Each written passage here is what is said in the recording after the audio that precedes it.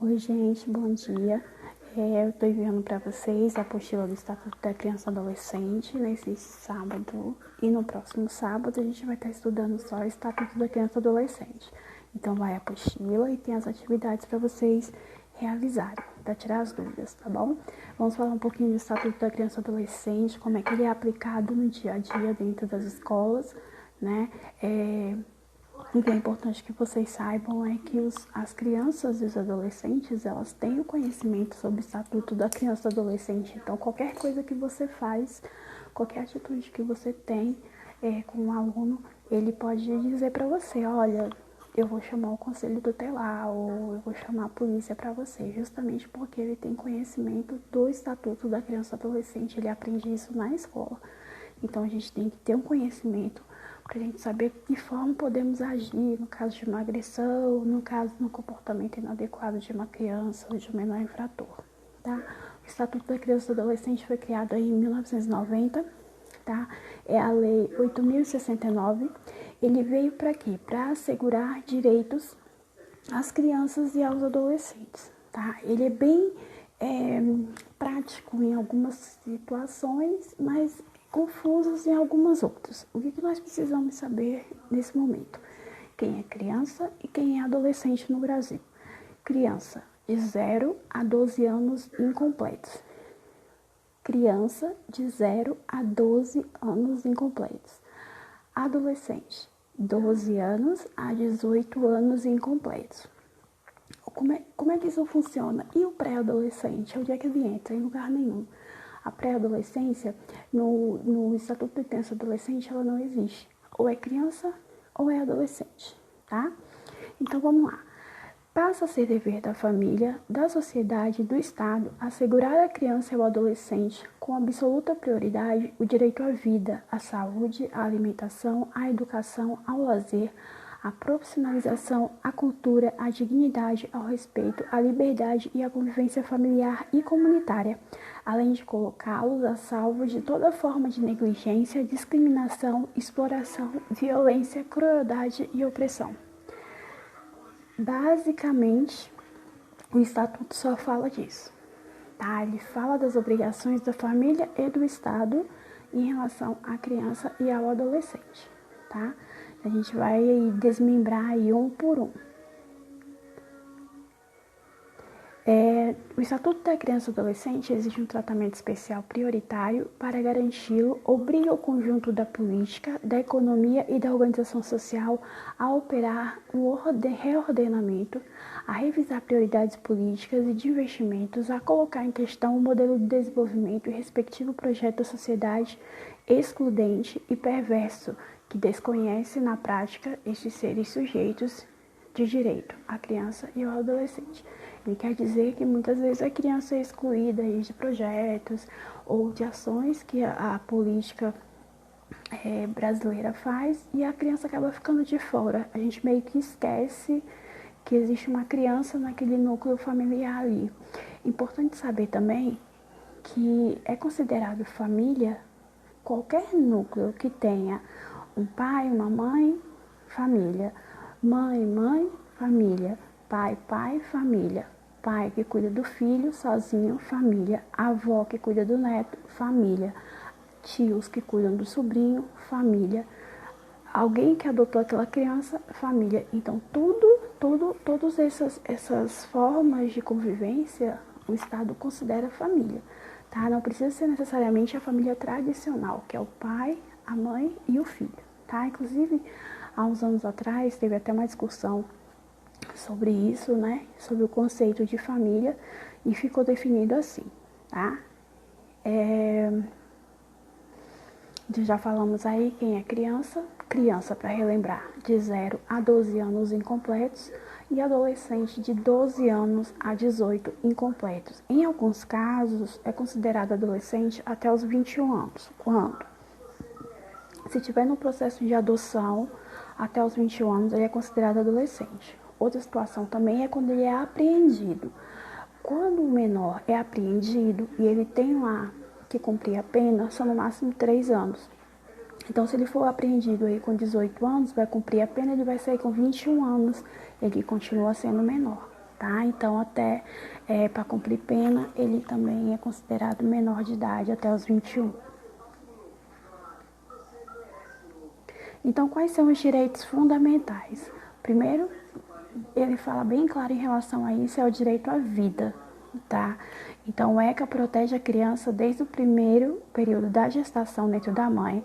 A lei detalha previsões específicas de cuidados de crianças enviadas para adoção e que possuam mães encarceradas. Então, existe um projeto que a mãe, depois que tem o filho, ela fica com a criança lá durante 6 meses, 7 meses, né? E ela é enviada para a família ou para adoção.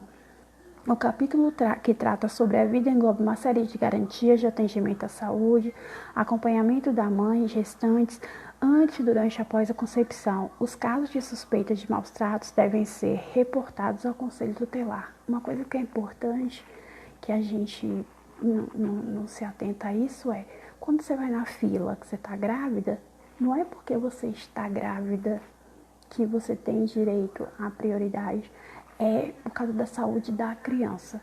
Quando diz assim, mães com crianças no colo têm prioridade, não é porque você vai ficar cansada, é porque a criança vai ficar cansada. Então, esse direito é da criança, tá? A gente, não, é porque é mãe, a mãe cansa, não é. É porque a criança não é o local para aquela criança estar. Então, o direito é da criança, a prioridade do cuidado é dela.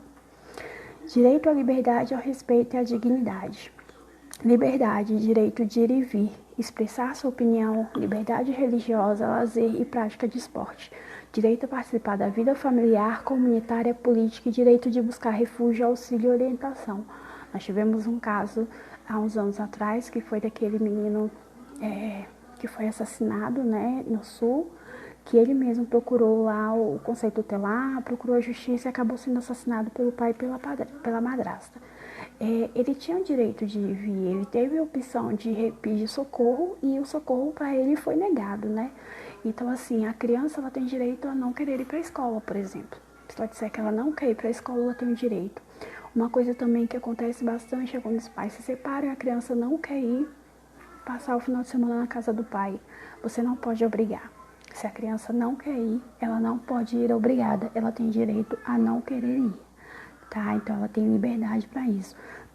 Isso acontece muito na questão da escola, porque a partir dos 12 anos, você não pode mais dizer para o seu filho que ele é obrigado a ir para a escola. Se ele disser que ele não quer mais ir, ele não vai. Ele tem direito a não querer ir para a escola. Tá? E aí você também não vai poder forçá-lo. Respeito e violabilidade da integridade física, psíquica e moral da criança e adolescente. Questão de agressão com xingamentos, colocando a criança em situação de constrangimento. Então, assim, vocês que vão trabalhar com criança têm que ficar muito atento em relação a isso, em relação a apelidos, em relação a constrangimento quando a criança faz xixi na calça, a gente não pode fazer, ou sujou a fralda, ou a criança já é maiorzinha e ela fez xixi na calça, ou ela xingou o colega. Então, a gente tem que tomar muito cuidado com essas situações para não causar um constrangimento. Você tem que respeitar a criança, ela é um cidadão de direito. Dignidade, resguardar crianças e adolescentes de qualquer tratamento desumano, violento, aterrorizante, vejatório e constrangedor. É o que eu falei para vocês. Respeito e dignidade. A criança é um cidadão de direito, ela não pode sofrer nenhum tipo de constrangimento, nenhuma atitude que coloque a criança numa posição constrangedora. Tá? Então, xingar, falar palavrão, fazer deboche, piada de mau gosto. Outra coisa também que é muito comum, chamar apelido, a gente não pode. Inclusive, dentro do ambiente escolar, se vocês observarem, as crianças são chamadas pelo nome e pelo sobrenome. Eles trabalham a identidade, né? Como eles são cidadãos, eles têm nome e sobrenome. E dentro da escola você vai ver sendo chamado de Pedro Augusto, João da Silva, né? E quando eles vão embora, eles dão tchau falando o nome e o sobrenome do colega. Ele não chama só o nome, não chama pelo apelido. Eles trabalham a identidade da criança. Então, a gente como educador, a gente tem que focar nisso, tá? Quais são as vedações? Nós temos aí o castigo físico, né? A ação de natureza disciplinar ou punitiva aplicada com uso de força física sobre a criança ou adolescente que resulte de sofrimento físico ou lesão, tratamento cruel ou degradante, conduta ou forma cruel de tratamento em relação à criança ou adolescente, humilde, ameace gravemente ou ridicularize. Tivemos o caso daquela criança lá na Samambaia, né, que a mãe tinha decepado o órgão genital dele e depois esquartejou, né, que é castigo, o menino era castigado porque ela mandava o menino fazer as coisas e não fazia. E a gente sabe de outras crianças também que sofrem castigos físicos e vão para a escola e você descobre na escola que a criança é agredida. Isso aí a gente que trabalha com esse público, a gente tem que ficar sempre atento com isso, verificar se a criança não está com marcas, com lesões, né, para poder informar aí aos responsáveis. A gente encaminha para coordenação, a coordenação chama os pais, caso seja necessário, o conselho tutelar. Sanções aplicáveis pelo conselho tutelar. No caso, encaminhamento para o programa oficial ou comunitário de proteção à família, encaminhamento ao tratamento psicológico ou psiquiátrico, encaminhamento a cursos e programas de orientação, obrigação de encaminhar a criança a tratamento especializado ou advertência. Direito à convivência familiar e comunitária é o item 3. Direito a viver com sua família ou, excepcionalmente, com uma família substituta. Existem programas de acolhimento quando a criança é retirada da família de sangue, ela é encaminhada para quê? Para um outro núcleo familiar. Existem projetos bem interessantes aqui em Brasília mesmo, se vocês pesquisarem, tem um que se chama Aldeias Infantis SOS Brasil, nós temos a Casa de Ismael também, que trabalha assim, onde são famílias substitutas, a criança é encaminhada para lá, tem uma mãe que é responsável por todas as crianças, então ela sai da família de sangue e é tratada na família substituta, até que aquela família possa acolhê-la novamente, tá? Então existem vários tipos, onde a família começa o processo de reintegração com aquela criança, caso seja necessário. Nos programas de acolhimento, acompanhamento multidisciplinar com periodicidade semestral. A prioridade é a reintegração da criança à sua família quando possível. Quando não dá certo, fez 18 anos, a criança já é encaminhada aí para trabalhar, estudar, né? É obrigação dos pais sustentar, guardar e educar os filhos menores de idade. A prisão do pai ou mãe não retira deles o poder familiar, salvo atentado doloso contra a própria criança. Então, mesmo que o pai e a mãe vão presos, eles continuam sendo os responsáveis legais pela criança. Mas, geralmente, quando é preso, eles passam a guarda para um avô, para um tio, para que possa responder pela criança, né? Em relação à escola, essas coisas. Mas a obrigação do pai e da mãe é tudo. Tá? Alimentação, educação, lazer, eles são responsáveis por sustentar e guardar a criança, então tudo é responsabilidade deles, tá? Os avós, quando as crianças menores são criadas por avós e dentro daquele núcleo familiar tem a mãe, mesmo que os avós que custeiam tudo, a mãe continua sendo responsável, tá? Não são os avós, só se eles tiverem a guarda. Classificação das famílias, isso é importante. Família natural, pai e mãe. Família extensa, inclui também os parentes com quem a criança convive. Família substituta. A família substituta é quando ela entra no outro núcleo, que é o pessoal da guarda e da tutela. Tá? Quando ela é tutelada, outra família recebe a guarda daquela criança. Caso a criança seja adolescente de 12 ou mais, é necessário que ela queira, tá? Ser adotada, ser encaminhada para outra família. Não separa-se irmãos para adoção. Isso é importante, por isso nós temos muitas crianças aí que estão nos orfanatos aí para ser adotadas, porque são irmãos, 3, 4 irmãos da mesma família. Guarda. A guarda supre a falta eventual dos pais ou responsáveis e obriga o guardião a promover a prestação de assistência material, moral e educacional. Então, quando o avô tem a guarda, a avó tem a guarda, ele que é responsável por arcar com todos aqueles compromissos, né? Na educação da criança, nas atividades, em arcar com a alimentação, quando ele tem a guarda, tá? Quando não tem o pai e a mãe, a guarda é transferida para outra pessoa. A tutela, ele é nomeado por testamento ou outro documento legal e será aceito se comprovar que a pessoa é a mais indicada para assumir a tutela da criança. A tutela, ela não é a guarda. A tutela, ela é por um período. Tipo, a mãe está presa, vai ficar presa por 5 anos. Ela pode ficar com a tutela da criança. Ela fica responsável por aquela criança. Mas depois ela tem o direito de ter acesso à criança de volta. Na guarda, não. A guarda, ele é responsável por aquela criança. Então, ele tem plenos poderes sobre ela. Ele é o responsável. A tutela, muitas vezes, a mãe não perde o poder sobre a criança. Ela continua sendo responsável aonde ela estiver, mas ela deixa tutelado com outro para resolver problemas, se ela estiver fora, precisar se ausentar. Adoção, medida excepcional e irrevogável. Irmãos e avós não podem adotar a criança. É necessário que haja uma diferença de mais de 16 anos entre o adotado e o adotante e o adotado. Então, dificilmente o irmão mais velho pode adotar o outro, a não ser que tenha essa diferença de idade. Direito à educação, cultura, ao esporte e ao lazer. Educação. São assegurados às crianças e adolescentes, entre outras coisas, acesso à escola pública e gratuita, atendimentos especializados por portadores de deficiência, atendimento em creches e pré-escolas entre 0 a 5 anos. Lembrando que a creche não entra na educação infantil, a gente começa aí a partir dos 4 anos, a creche ela é assistencialista. Então, ela tem o direito, mas não é obrigado, tá? É assegurado o direito, mas não é obrigado os estados a fornecerem vagas em creches, porque ela não faz parte do ciclo da educação infantil ainda, né? Então, mas escola tem que ter para todo mundo, perto ou longe de casa tem que ter para todo mundo. Caso não tenha perto de casa, o governo é obrigado a fornecer gratuitamente transporte escolar.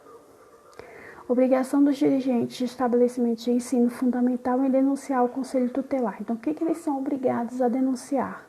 Maus tratos envolvendo seus alunos, reiteração de faltas injustificadas e da evasão escolar e elevados níveis de repetência. Isso é importante, porque você está lá trabalhando na escola, você observa que a criança não está indo. Não está indo, você está registrando, não está indo. Então, alguém tem que acionar o conselho tutelar para saber por que aquela criança não está indo. É lógico que algumas escolas, elas nem se atentam a isso. A criança não está indo, problema, tá? Só que quando é até os 12 anos de idade, existe um comprometimento junto com o conselho tutelar e junto com a Bolsa Família. Não sei se vocês já observaram isso, que até os 12 anos eles ficam no pé, porque tem muita mãe que recebe Bolsa Família. Se a criança não tiver 75% de presença, ela perde. Então, o número de evasão escolar diminuiu bastante. Porém, sabemos que a partir dos 12 anos, a criança tem o direito de dizer que não quer mais ir para a escola. Então, é quando começa a evasão escolar. Se você observar, a partir dos 12 anos, começa aí o processo da criança não querer mais ir para a escola. É quando começa o déficit realmente. Ela vai voltar para a escola lá quando ela tiver com 18 anos, precisar concluir o ensino fundamental ou tiver uma oportunidade de emprego ou decidiu voltar a estudar. Mas muitas crianças acabam desistindo, falam pro pai que vai para a escola, não vai, começa a ir para a rua, consumo de droga, álcool, começa a ir por essa idade. Tá? Mas a escola é obrigada a informar para o conselho tutelar qualquer caso adverso. Então, maus tratos envolvendo aluno, verificou que o aluno está com marca, está com o olho roxo, está chegando na escola abatido, está com problema psicológico, a criança está reclamando, está falando. Eu assisti um caso essa semana que a criança chegava na creche e falava que o padrasto tinha batido nela. E a mãe era chamada direto lá porque o padrasto estava afogando ela, o padrasto estava batendo nela, e que o João batia nela, que a mãe ajudava. E toda vez chamava ela lá e a mãe falava na creche que era coisa da cabeça da criança. Uns 3 dias depois disso, ninguém acionou o conselho tutelar, a criança foi a óbito. Então, assim, é uma responsabilidade muito grande do educador em relação a isso, porque nós também somos responsáveis pela vida daquelas crianças. Então, se a criança faz uma denúncia a você como educador, Você, para ela, é uma pessoa de confiança. Às vezes ela conta para você o que está acontecendo, mas não fala para outras pessoas porque ela tem medo. Ela confia em você. Qual é a sua função? Avisar a coordenação aciona o conselho tutelar para fazer uma visita àquela família. E a gente evitar as tragédias, tá bom? Leiam a apostila, respondam as atividades e na semana que vem eu estarei encaminhando mais uma apostila e a gente finaliza a parte aí do Estatuto da Criança e Adolescente, tá bom? Tenham um bom sábado.